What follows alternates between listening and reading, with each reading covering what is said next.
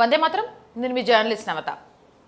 మీ అందరికీ తెలిసిందే, ఆగస్టు 15వ తారీఖున జాతీయ జెండా ఎగరవేసిన తర్వాత వందే మాతరాన్ని చాలా క్లియర్గా సోనియా, ఖర్గే, రాహుల్ గాంధీ అవమానించారు. దీనికి సంబంధించిన వీడియో చూపిస్తా, చూడండి. చాలా విషయాలు మాట్లాడుకోవాలి దీనికి సంబంధించి.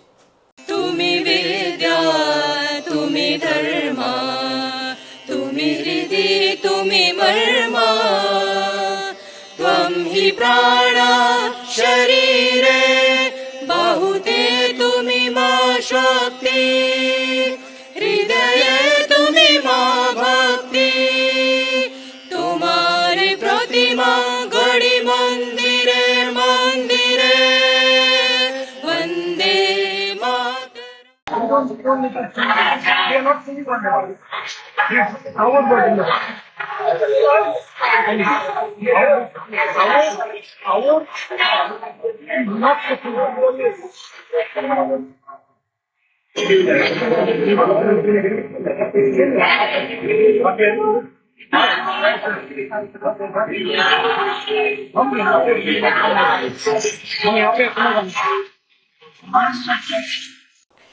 చూసారు కదా వీడియో. దీనికి కాంగ్రెస్ వాళ్ళు చెప్తోంది ఏంటి అంటే, ఇదంతా అబద్ధము. సోనియా గాంధీ వందే మాతరాన్ని అవమానించలేదు.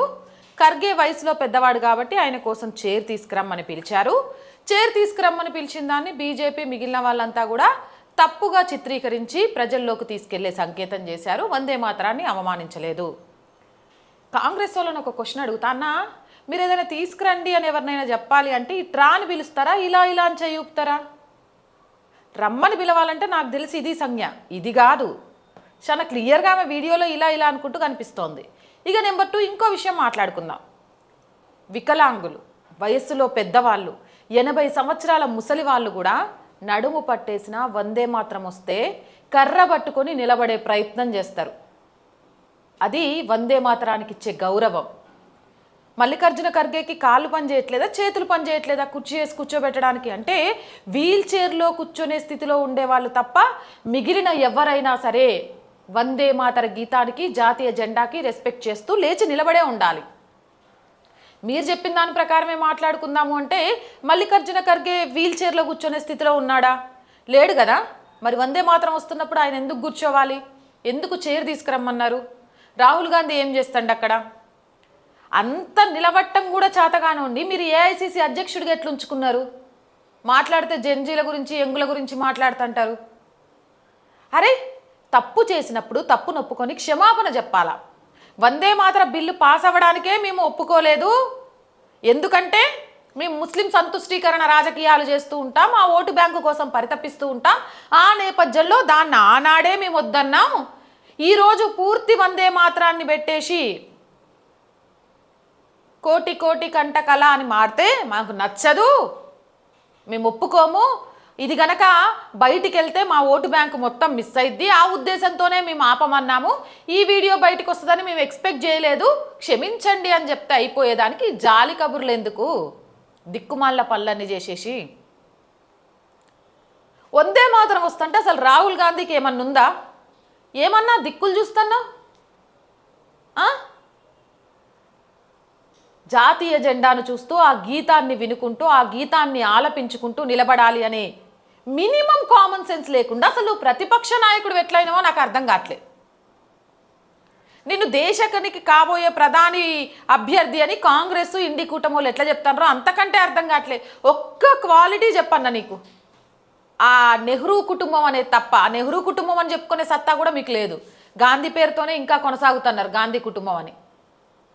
ఇంత పెద్ద అవమానం జాతీయ గీతానికి చేసి, జాతీయ గేయానికి చేసి, ఈరోజు మీరు జాలి కబుర్లు లేకపోతే ఏమంటారు పిచ్చి మాటలు చెప్పుకుంటూ ప్రజలను తప్పుదోవ పట్టించాలి అంటే అంత అమాయకులు అనుకుంటున్నారా జనం? ఏం మల్లికార్జున ఖర్గే సార్ నిలబడ్డానికి ఓపిక లేదా? మరి నిలబడ్డానికే ఓపిక లేనోడివి నువ్వు ఏఐసిసి అధ్యక్షుడిగా ఉండే ఏం లాభం? రాజీనామా చేయి. ఎవరైనా యువనేతకు ఆ బాధ్యతలు అప్పచెప్పండి. వందే మాత్రం కాసేపు కూడా నిలబడలేని స్థితిలో నువ్వు ఉన్నవట కదా. అయినా ఎవడైనా సరే ఈ ట్రెండ్ రా బాబు కుర్చీ తీసుకురండి అంటే చెప్పే పద్ధతి వేరే ఉంటుంది. ఇట్లా ఇట్లా అని సంజ్ఞలు చేయరు.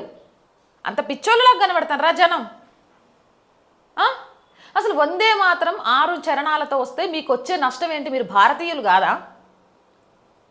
అంటే సోనియా గాంధీ ఇటలీ, ఆ తర్వాత ఇక్కడ భారత పౌరసత్వం తీసుకుంది, అది వేరే విషయం. రాహుల్ గాంధీ నువ్వైతే ఈడే పుట్టినావు కదా, మల్లికార్జున ఖర్గే నువ్వైతే ఈడే పుట్టినావు కదా. మరి ఈ గడ్డ మీద పుట్టినప్పుడు ఆ జాతీయ భావం నరనరాల్లో ఉండాలి కదా.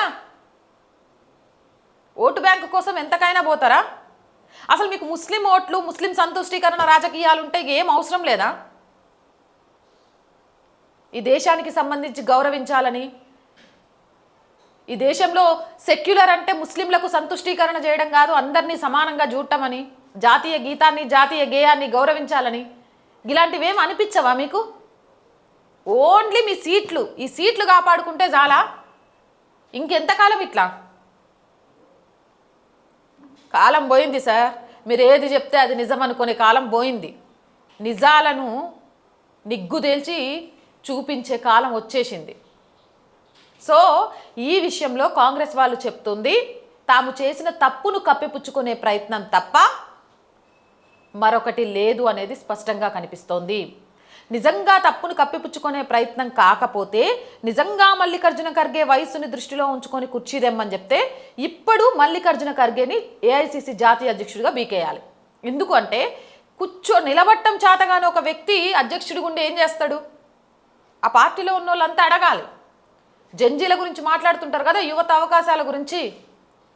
ఆయన ఆ పొజిషన్ నుంచి దిగిపోయి అలాంటి వాళ్ళకి ఇమ్మని చెప్పాలి.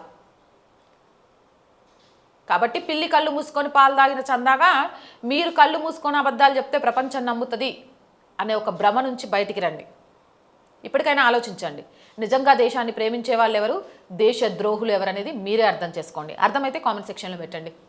అండ్ మోర్ వీడియోస్ కోసం or group of channels, or voice, or political, or సంస్కృతి ఛానల్స్ని వెంటనే సబ్స్క్రైబ్ చేయండి. కంటెంట్ బాగుంది అనిపిస్తే లైక్ చేయండి, షేర్ చేయండి. అండ్ ఆర్థికంగా ఆర్ వాయిస్కి చేయూతనందించండి. మీ ఆర్థిక సహాయం ఆర్ వాయిస్కి చాలా చాలా చాలా అవసరం. ఆర్థికంగా సపోర్ట్ చేయాలి అంటే సబ్స్క్రిప్షన్ పక్కనే జాయిన్ అనే బటన్ ఉంది. 1 to 5 లెవెల్స్ ఉన్నాయి. ఏదో ఒక లెవెల్లో సపోర్ట్ చేయండి. లేదా స్క్రీన్ మీద గూగుల్ పే, ఫోన్పేతో పాటు అకౌంట్ డీటెయిల్స్ ఉన్నాయి. మీకు తోచిన సహాయాన్ని అందించండి. వ్యాపార ప్రకటనల కోసం 8328 500 576 నెంబర్ని సంప్రదించండి. జై హింద్, జై భారత్.